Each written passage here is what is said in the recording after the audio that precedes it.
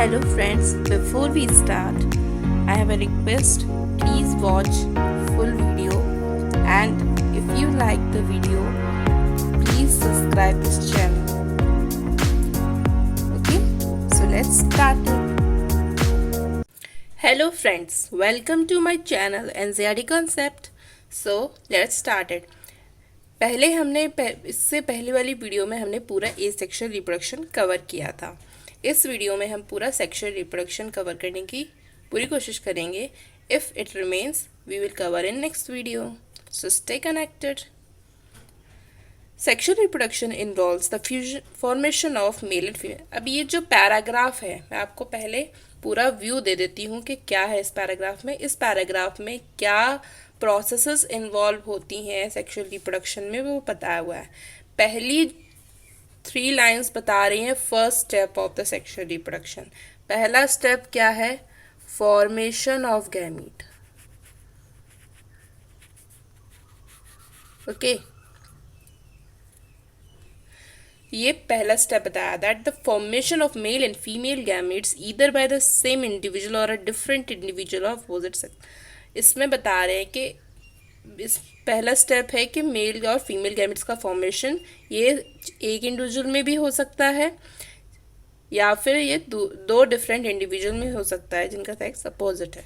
ठीक है, दूसरा स्टेप जो अगली लाइन में बताया, this gametes fuse to form the zygote. Second step क्या होता है? गैमेट्स तो बन गए, उसके बाद क्या होगा?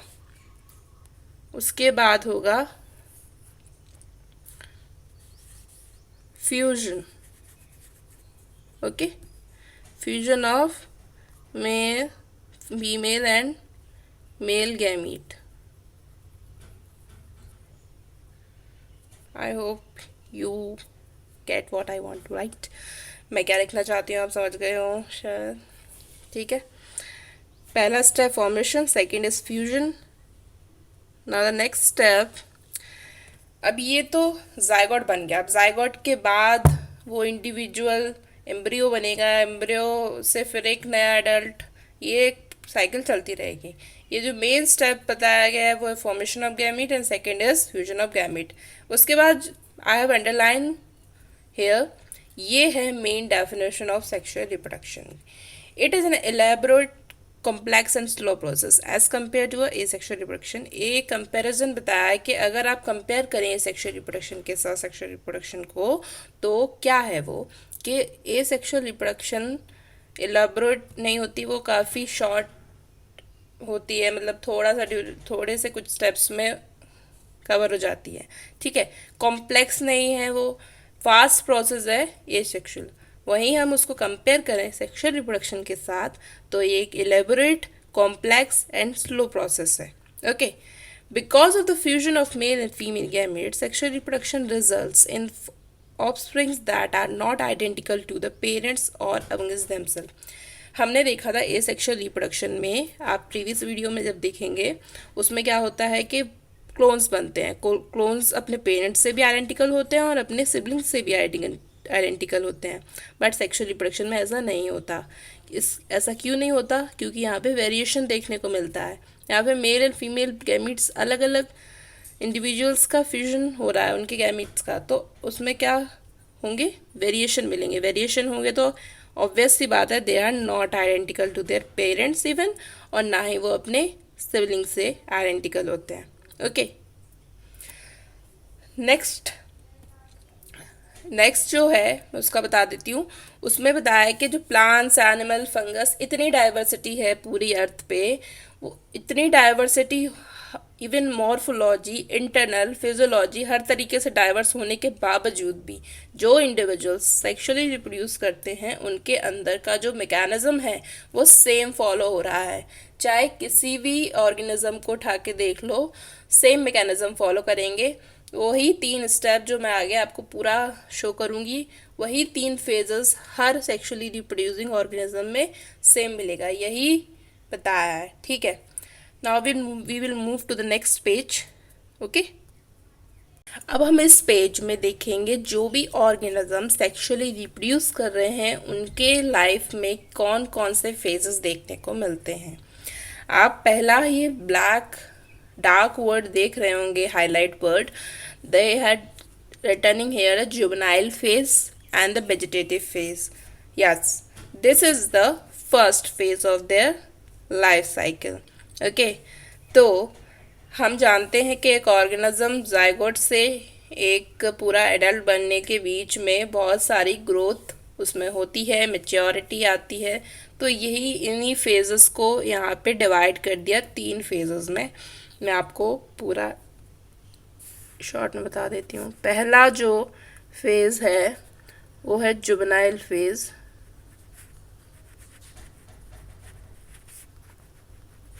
ठीक है. सेकंड फेज जो हम पढ़ेंगे दैट इज रिप्रोडक्टिव फेज.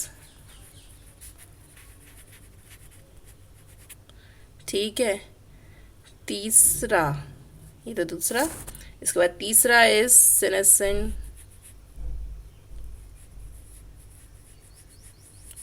ठीक है. तो ये 3 फेजेस में पूरी लाइफ को इन्होंने बांट दिया. जुवेनाइल फेज क्या होती है? The second paragraph is all about juvenile phase. Juvenile phase एक पीरियड ऑफ ग्रोथ होता है जब एक individual reproductive stage, reproductive maturity तक पहुंचने से पहले जो भी उसमें ग्रोथ होती है वो सब जुवेनाइल फेज के अंडर आती है. ओके. जुवेनाइल फेज में जो इंडिविजुअल है वो रिप्रोडक्टिवली इमेच्योर होता है. ये क्वेश्चन बन सकता है कि in which phase individual is reproductively inactive और immature. That phase is juvenile phase. Okay. उसके बाद दोनों फेजेस में the individual is reproductively active. Clear? अब ये जो जुवेनाइल फेज है, हम इसको अगर नॉर्मल लैंग्वेज में याद करने की कोशिश करें तो दैट इज बचपन.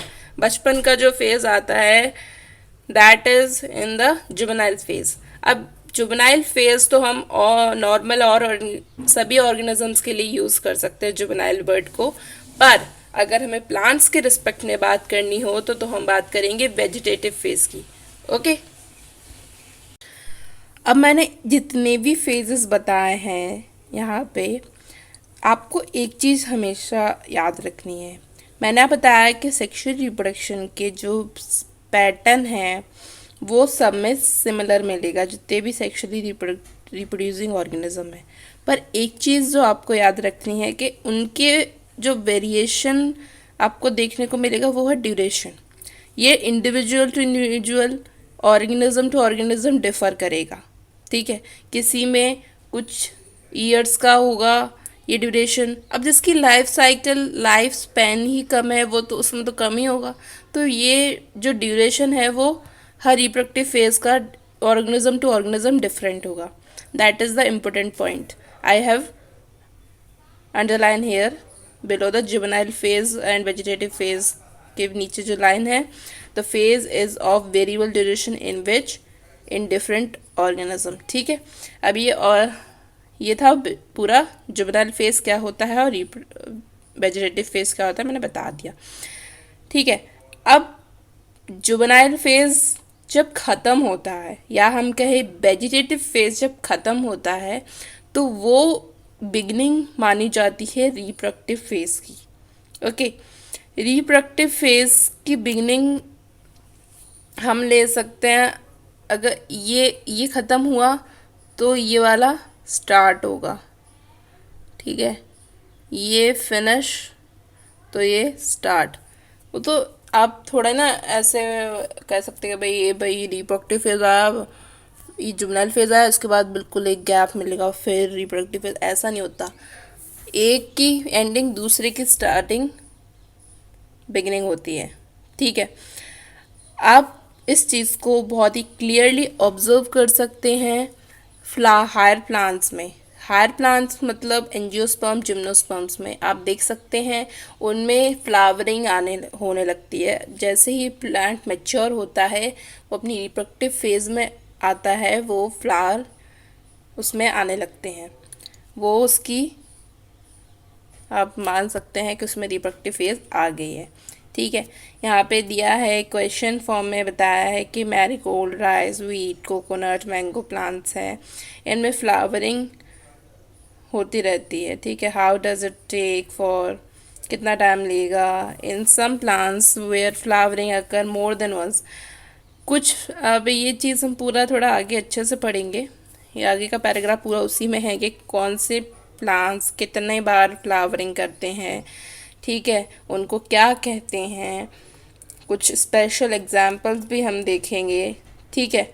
तो वही है। अब यहाँ पे जो ये क्वेश्चन इन्होंने एनसीईआरटी ने आपसे पूछा है कि जुवेनाइल और मैच्योर फेज़, क्या कहेंगे आप उस फेज़ को जब जहाँ पे एक से ज़्यादा बार फ्लावरिंग होती है और उसके बीच के जो पीरियड होता है जब फ्लावरिंग नहीं हो रही होती है, तो वो कौन सा फेज़ का होगा। ऑब्वियस सी बात है, वो मैच्योर फेज़ के अंदर ही आएगा, वो रिप्रोडक्टिव फेज़ के अंदर ही आएगा। क्यों आएगा? क्योंकि जुवेनाइल फेज़ ऐसा नहीं होता कि एक बार बचपन आया फिर रिप्रोडक्टिव फेज़ आ गई फिर बचपन आ गया, भाई ऐसा नहीं होता। एक बार जुवेनाइल फेज़ एंड हो गई उसके बाद रिप्रोडक्टिव फेज़ ही चलेगी। अब अगर हम नॉर्मली किसी भी ऑर्गेनिजम्स में देखें, ऐसा नहीं होता कि वो रिप्रोडक्टिव फेज़ स्टार्ट हो गई तो उसमें वो ऑर्गेनिज्म अपने ऑफस्प्रिंग को प्रोड्यूस करता रहेगा। नहीं, स्टेज ऐसी ऐसी ऐसी स्टेजेस आती हैं जब वो नहीं रिप्रोड्यूस कर रहा होता है, तो उसको हम ये नहीं कहेंगे कि वो रिप्रोडक्टिवली इनएक्टिव हो गया है या वो अपनी जुवेनाइल फेज में चलेगा, ऐसा नहीं है। ठीक है। तो वो इंटर फ्लावरिंग पीरियड क्या होगा, मेच्योर फेज ही होगी। ठीक है। आगे का paragraph all about the what type of plants we have on the basis of the flowering they have, कैसी फ्लावरिंग होती है उस बेसिस पे हम बहुत टाइप के प्लांट्स के बारे में जानेंगे। Okay, so I will show you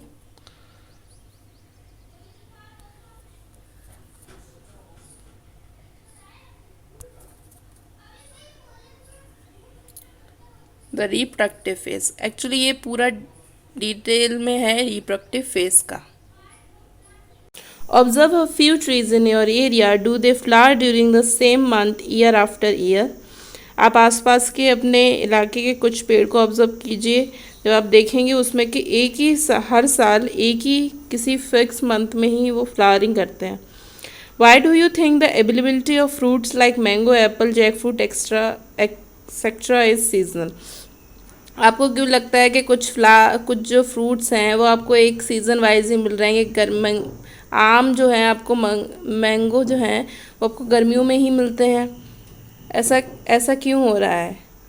ये क्वेश्चन एनसीईआरटी पूछ रही है और वो खुद ही आंसर देगी इसका। Are there some plants that flower throughout the year and some other that show seasonal flowering? क्या कुछ ऐसे प्लांट्स भी हैं जो साल भर फ्लावरिंग करते हैं और या फिर कुछ ऐसे जो सीज़न वाइज, जैसे विंटर में ही उन्हें फ्लावरिंग देखने को मिलेगी या फिर समर्स में मिलेगी। विंटर्स में ज़्यादातर पत्ते झड़ जाते हैं, इतना ज़्यादा हरा भरा नहीं रहता है, ज़्यादातर होता है स्प्रिंग सीज़न में। ओके, वो फेवरेबल कंडीशन रहती है प्लांट्स के लिए। आगे जो बताया है वो वही बताया है, इसी बेसिस पे प्लांट्स को इन्होंने डिवाइड किया है कि कुछ प्लांट्स एनुअल हैं, कुछ बाइनियल हैं और कुछ पेरेनियल हैं। अब एनुअल क्या होते हैं, बाइनियल क्या होते हैं, पेरेनियल क्या होते हैं, हम जानते हैं। अब एनुअल और बाइनियल के अंदर जो फेजेस हैं लाइफ साइकिल की एक प्लांट में, वेजिटेटिव, रिप्रोडक्टिव और सेनेसेंट फेजेस, ये बहुत क्लियरली ऑब्जर्व कर सकते हैं कि आपको आराम से पता चल जाएगा कि ये इसकी रिप्रोडक्टिव चल रही है, then it will come to senescent phase, juvenile कब चल रही, एकदम क्लियर डिस्टिंग्विश आपको उसमें देखने को मिलेगा। बट पेरेनियल स्पीशीज़ जो होंगी उनमें इन फेजेस को बहुत ही मुश्किल होता है ऑब्जर्व करना क्लियरली। ओके, अब इसी पोर्शन को मैं आपको यहाँ पे शॉर्ट नोट्स, आप जिसे आप नोट भी कर सकते हैं।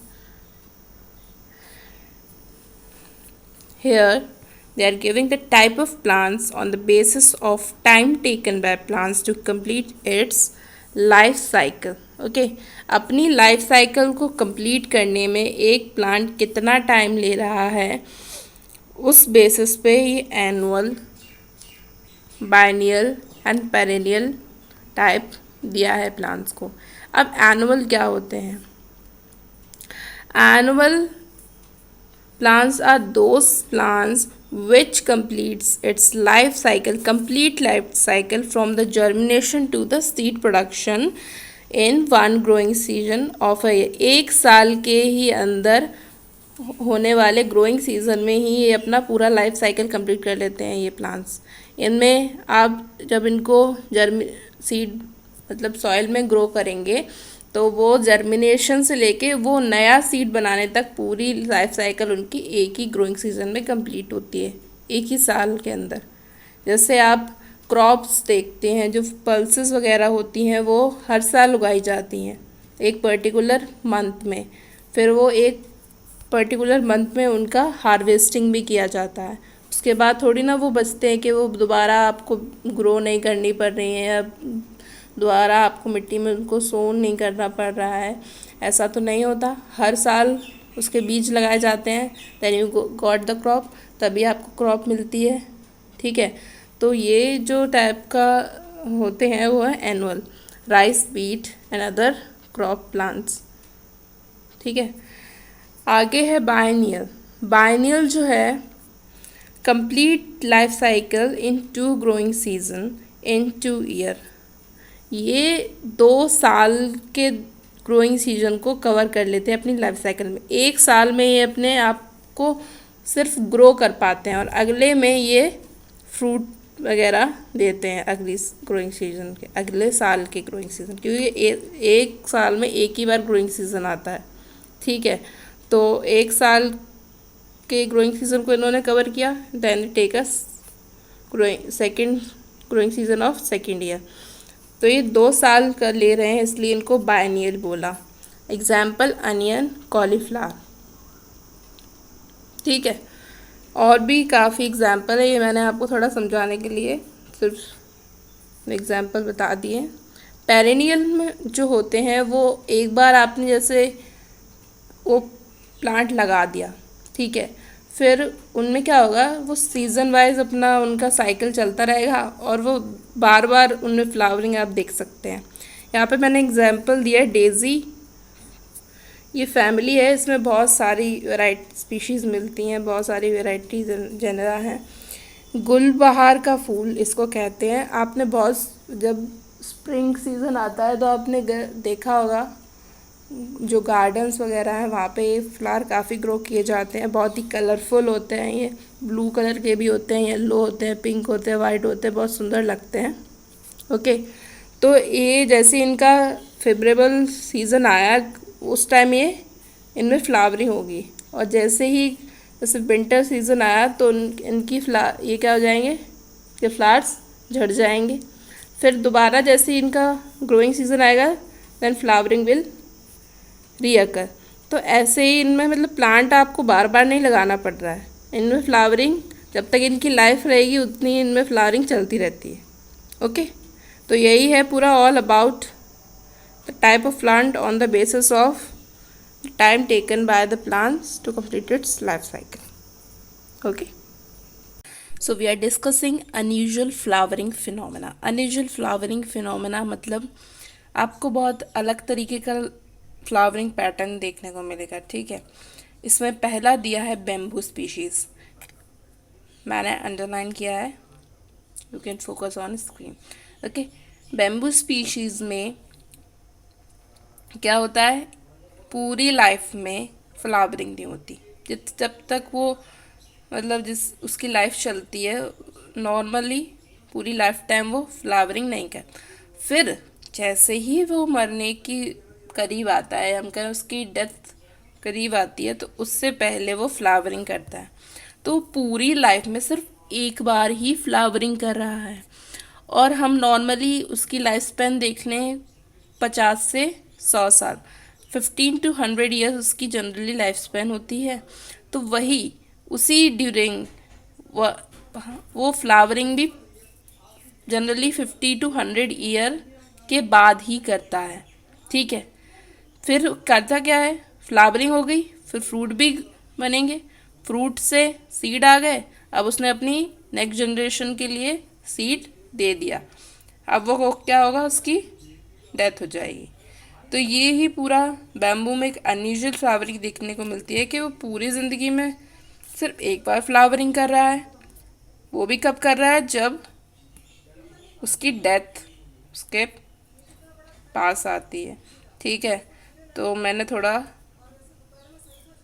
यहाँ पे शो किया है, आप इसको नोट भी कर सकते हैं पॉज करके video. Bamboo flowering in once in a life. Okay, life में, सॉरी मैंने यहाँ पे थोड़ा सा मिस्टेक कर दी यहाँ पे,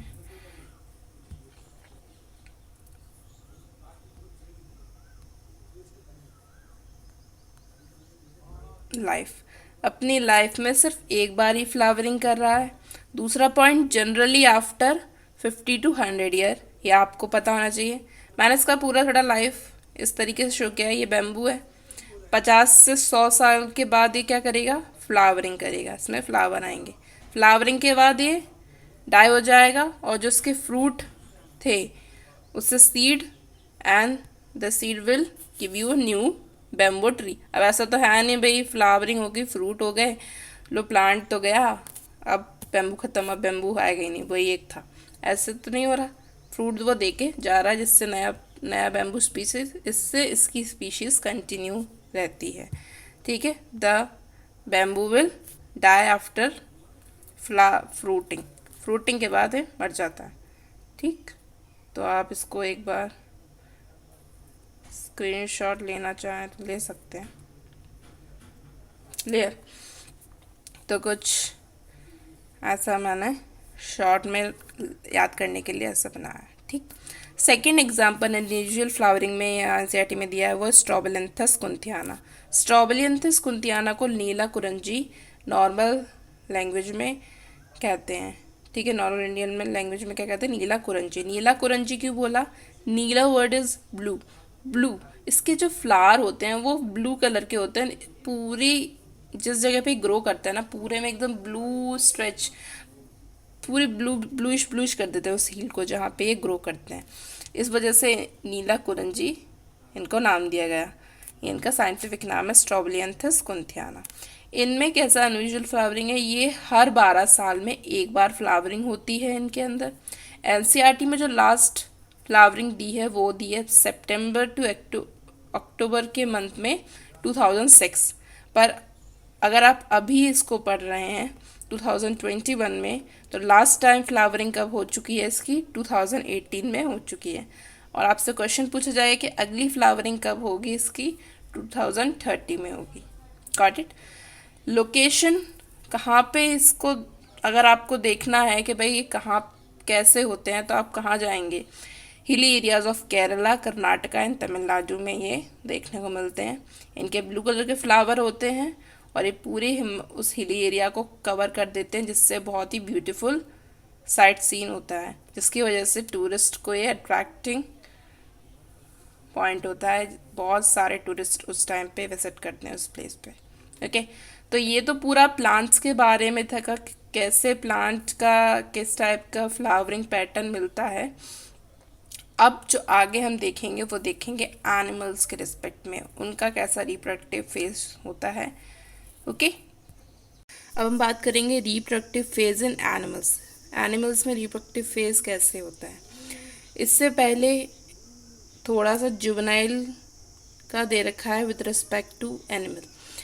एनिमल्स में रिप्रोडक्टिव फेज आने से पहले जो जुवेनाइल फेज होती है उसमें एक एनिमल की बॉडी में बहुत सारे चेंजेस आते हैं, मॉर्फोलॉजिकली भी, फिजियोलॉजिकली सारे चेंज, बहुत सारे बिहेवियरली बहुत रिप्रोडक्टिव चेंजेस आते हैं।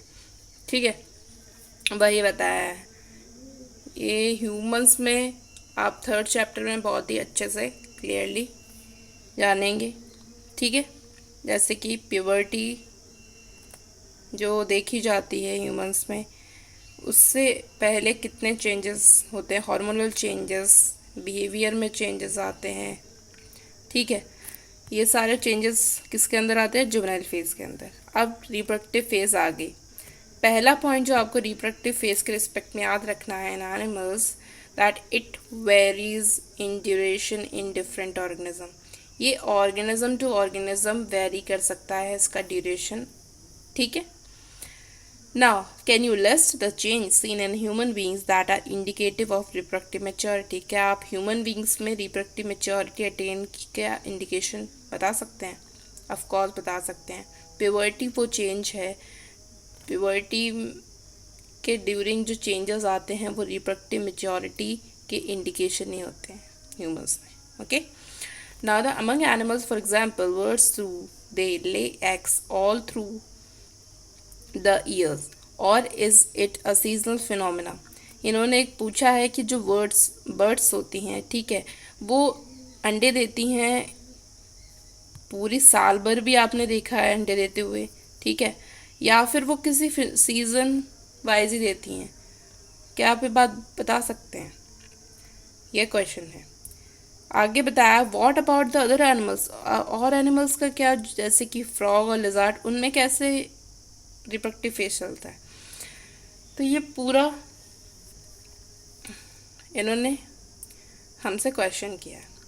आगे जो बताया इन्होंने खुद ही आंसर दे दिया है कि नेचुरली अगर हम बात करें कि नेचुरली आप अपने एनवायरनमेंट में बर्ड्स को देखते हैं तो उनमें सीजन वाइज ही एग वो ले करती हैं, दे ले egg only seasonally.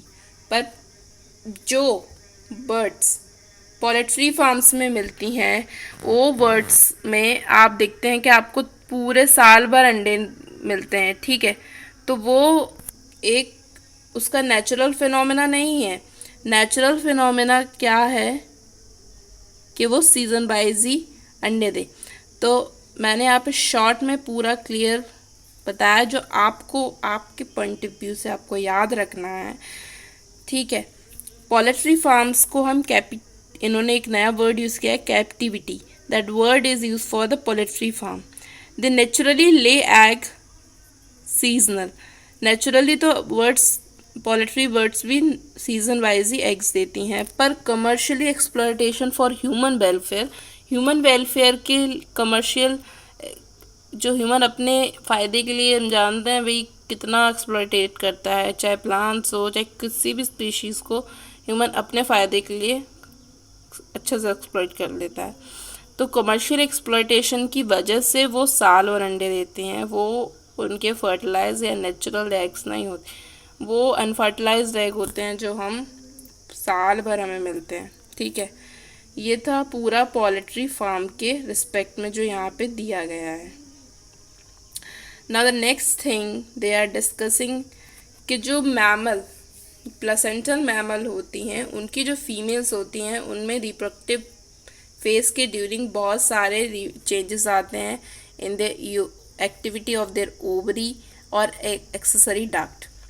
Even the hormonal change आप देखने को मिलते हैं। अब यही साइक्लिक चेंजेस को हम मेजर हम रिप्रोडक्टिव वो मैमल्स को दो पार्ट्स में डिवाइड करते हैं।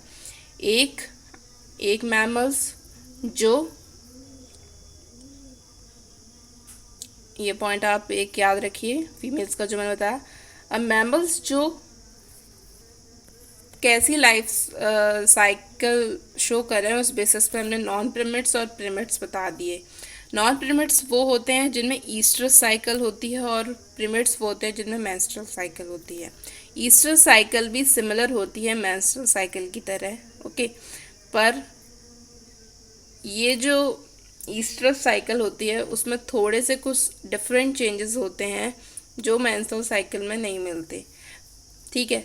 अब किस टाइप के एनिमल्स में ईस्ट्रस साइकिल होती है, वो है cow, sheep, rat, deer, dogs, tiger, और भी हैं। ये कुछ एग्जांपल जो एनसीईआरटी में दे रखे हैं, ठीक है। मेंस्ट्रुअल साइकिल हम बहुत डिटेल में पढ़ेंगे इन ह्यूमन रिप्रोडक्शन, ठीक है। ये प्रिमेट्स में मिलती है ये साइकिल, जो भी साइक्लिक चेंजेस आता है during the reproductive phase in females, that is the menstrual cycle. Monkey, apps and humans, example हैं इसके, ठीक है। अब इस साइकिल कौन किस तरीके से साइकिल परफॉर्म कर रहा है ड्यूरिंग इट्स रिप्रोडक्टिव फेज, उस बेसिस पे हमने ब्रीडर्स को दो पार्ट्स में डिवाइड कर दिया। ब्रीडर्स वो होते हैं दे दोज हु ब्रीड, उनको हमने दो पार्ट्स में डिवाइड कर दिया, seasonal breeder and continuous breeder. Seasonal breeders are those in which the cycle, this cycle जो हमने ऊपर बात की, वो साइकिल सिर्फ उसी ड्यूरेशन में होगी जब उनके रिस्पेक्ट में, उनके रिप्रोडक्टिव फेज में फेवरेबल कंडीशन आएगी। अब वो फेवरेबल हर ऑर्गेनिज्म की अपनी अपनी है, किसी के लिए फेवरेबल विंटर्स होती हैं, किसी के लिए रेनी सीजन फेवरेबल होता है, किसी को समर्स में फेवरेबल होता है, तो वो ऑर्गेनिज्म टू ऑर्गेनिज्म डिफर करती है, ठीक है। With respect to the organism जो भी फेवरेबल कंडीशन आएगी उसमें वो वो साइकिल परफॉर्म करेगा, ठीक है, और ब्रीडिंग करेगा ऑर्गेनिज्म। कंटिन्यूस ब्रीडर्स वो होते हैं दोज मैमल्स जिनमें जो throughout their reproductive phase reproductively active होते हैं, ठीक है। Those have capability to reproduce throughout their reproductive phase. ऐसे एनिमल्स, ऐसे मैमल्स जो अपनी पूरी रिप्रोडक्टिव फेज के दौरान ऑफस्प्रिंग प्रोड्यूस करने के लिए केपेबल होते हैं। क्लियर? तो यही था पूरा all about the reproductive phase of animals plants मैंने दोनों डिस्कस कर दिए हैं यहाँ पे। नाउ द लास्ट फेज जो हम डिस्कस करेंगे अब of life of an organism, that is the senescent phase. Now we are discussing about senescent phase. Senescent phase में क्या होता है हम डिस्कस करते हैं, that we all grow old if we live long enough. अगर हम ज़्यादा समय तक जिंदा रहेंगे तो हम बूढ़े होंगे, ये बात सभी जानते हैं। Is something that we recognise, क्या जब आप बूढ़े होंगे, अभी तो खैर आप नहीं ये चीज़ रिकग्नाइज कर सकते, पर आप अपने दादा दादी, नाना नानी, इनमें ये चीज़ ऑब्जर्व कर सकते हैं। आप रिकग्नाइज करेंगे कि जैसे जैसे आप कर रहे हैं ओल्ड एज की तरफ, वैसे ही आपके अंदर क्या होगी, रिप्रोडक्टिव कैपेसिटी ख़त्म हो जाएगी। ओल्ड एज एक हम कहें दूसरा नाम एंड ऑफ रिप्रोडक्टिव फेज, ठीक है। रिप्रोडक्टिव फेज की एंड भी सीनेसेंट फेज ही कहलाती है। Can be considered as one of the parameter of senescence and old age. Old age और सीनेसेंस का एक मोस्ट इम्पोर्टेंट पैरामीटर क्या है, end of the reproductive phase, ये बात आप याद रखें। अब कुछ कनकॉमिनेटेंट चेंजेस आते हैं बॉडी के अंदर, बहुत अलग अलग चेंजेस आते हैं, जो मतलब आप कुछ तो आप ऊपर देख भी सकते हैं फिजिकली, और कुछ इंटरनल चेंजेस होते हैं that you can not observe, पर वो इंटरनल चेंजेस का ही रिजल्ट होते हैं वो जो आपको बाहर से दिख रहे होते हैं चेंजेस, ठीक है।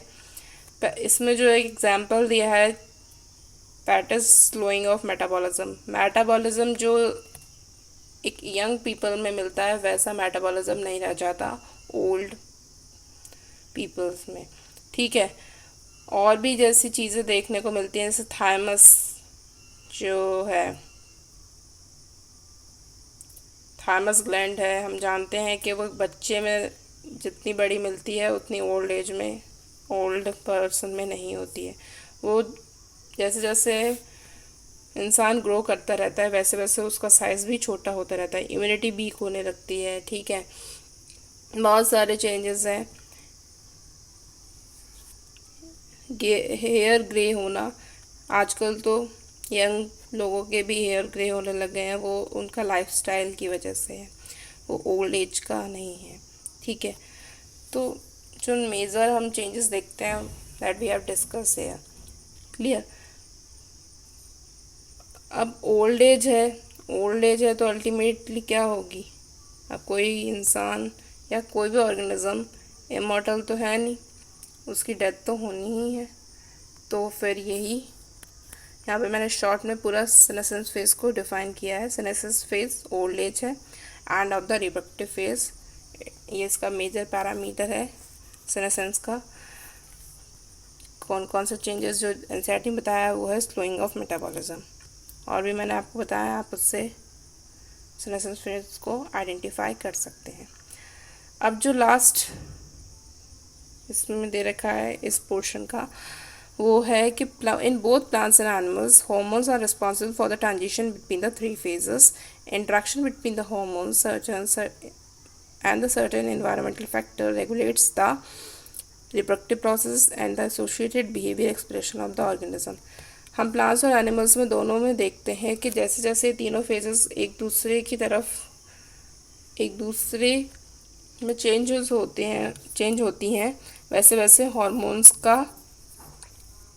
अब चेंज देखने को मिलता है। वही रिस्पॉन्सिबल होते हैं इन फेजेस में ट्रांजिशन के लिए, ठीक है। हॉर्मोन्स और इन्वायरमेंटल फैक्टर, इन दोनों ही का ही इंट्रैक्शन जो रिप्रोडक्टिव प्रोसेस में को रेगुलेट करता है, उनके ऑर्गेनिजम्स के अंदर आए बिहेवियरल चेंजेस को भी यही रेगुलेट करते हैं। क्या? हॉर्मोन्स और इन्वायरमेंटल फैक्टर, ठीक है। तो मैंने इस पोर्शन को यहाँ पे शॉर्ट में बताया। The transition of three phases किसकी वजह से हो रहा है? हॉर्मोन्स एंड इन्वायरमेंटल फैक्टर, इन्हीं दोनों के इंट्रैक्शन की वजह से क्या कौन सी प्रोसेस हो पा रही है, कौन सी प्रोसेस रेगुलेट कर रही है? इन दोनों का इंट्रैक्शन रिप्रोडक्टिव प्रोसेस को रेगुलेट कर रहा है, और ऑर्गेनिजम्स के अंदर होने वाले बिहेवियर को भी यही एक्सप्रेशन को ये से भी इन्हीं का इंट्रैक्शन एसोसिएटेड होता है, ठीक है। अब मैंने जितना अभी तक पढ़ा है उसको पूरा शॉर्ट में बताया है कि पहला था जुवेनाइल फेज, कुछ चेंजेस आए बॉडी के अंदर, the organism will turn their phase and reproductive phase. कौन सी फेज आ जाएगी उस चेंज के बाद? Reproductive phase. रिप्रोडक्टिव फेज के दौरान कुछ बदलाव आएंगे। बदलाव क्या? जो चीज़ें हैं वो कम होने लग जाती हैं। And of the reproductive phase किसका सिग्निफिकेंस है, किसकी साइन इंडिकेशन होता है? सेनेसेंस फेज का। जैसे कि जुवेनाइल फेज का इंडिकेशन था रिप्रोडक्टिव फेज, उसी तरीके से रिप्रोडक्टिव फेज का इंडिकेशन है senescence phase. Finally the organism will die. तो ये पूरा था कि कैसे एक ऑर्गेनिज्म की लाइफ 3 फेजेस में डिवाइड है। एक नॉर्मल हमने ओवरव्यू लिया सेक्सुअल रिप्रोडक्शन का पूरा, ठीक है। उसकी तीनों फेजेस को हमने डिफाइन किया with respect to organisms. In plants में कैसा होता है, एनिमल्स में कैसा होता है, पूरा हमने जाना। सो अगली वीडियो में हम देखेंगे इवेंट्स इन सेक्सुअल रिप्रोडक्शन, ठीक है। इवेंट्स को हम डिटेल में पढ़ेंगे। जो इवेंट्स इन सेक्सुअल रिप्रोडक्शन है उनमें 3 इवेंट्स हैं, तो तीनों इवेंट्स को मैं अलग अलग वीडियोस में कवर करूँगी, ओके। प्री फर्टिलाइजेशन अलग, फर्टिलाइजेशन अलग, एंड पोस्ट फर्टिलाइजेशन अलग, okay. So stay connected for the complete chapter overview, okay. Thank you and have a nice day.